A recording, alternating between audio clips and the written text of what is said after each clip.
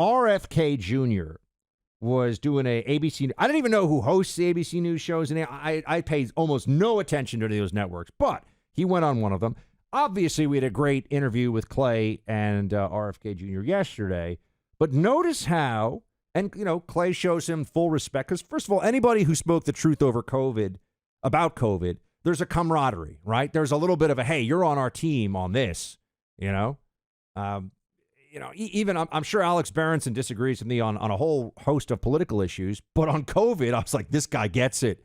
And he knew that I got it, too. I saw what was going on. I was one of the very, very earliest conservatives to come out and just say this is all completely insane. I mean, I wanted to open up in April of 2020, by the way. That was where I was like, what are we doing with this lockdown stuff? Anyway, so RFK Jr. goes on to ABC News, and here's how that went. They play clip one. You've said in the past that there is a correlation between vaccines leading to autism. That's totally been debunked. Wait a minute, who debunked it? We have not seen any kind of scientific connection from the CDC, the World Health Organization, the National Academy of Sciences. Those organizations are captive agencies, Linsey. And so you think they're all in cahoots? Yeah, they're all captive. You've discussed the Kennedy family. As like any family, there are disagreements. But I think what makes it different here is that several of your relatives have not just said that they disagree with you, but they've called you dangerous.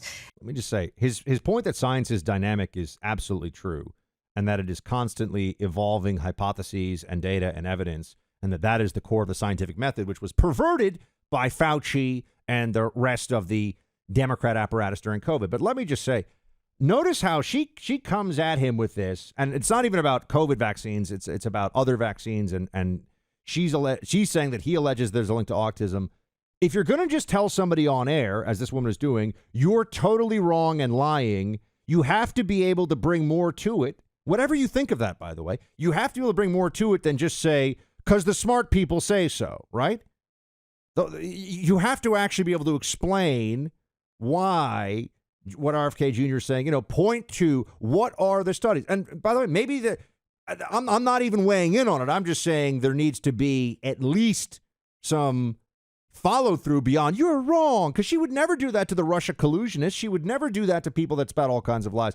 But no, this is what she did after he was done on air and can't defend himself at all. Play two. We should note that during our conversation, Kennedy made false claims about the COVID-19 vaccines. Data shows that the COVID-19 vaccines prevented millions of hospitalizations and deaths from the disease. He also made misleading claims about the relationship between vaccination and autism. Research shows that vaccines and the ingredients used for the vaccines do not cause autism, including multiple studies involving more than 1 million children and major medical associations like the American Academy of Pediatrics and the advocacy group Autism Speaks. We've used our editorial judgment in not including extended portions of that exchange in our interview. Okay. Just point out here, they edit out, I don't even know what he said because they edited it out. They edit out some of what he said. And then after he's not there to defend himself, they say he's wrong and he's lying to you. And we just want you to know that. And you can't hear any of this stuff. And here's the part for me. I'm not focusing on the latter part of the claim, but on the COVID-19 vaccines. It is completely bonkers to suggest that COVID-19 vaccines save millions of lives in this country. The evidence for that is completely wishful thinking, but he's got a point about the corporate media, doesn't he?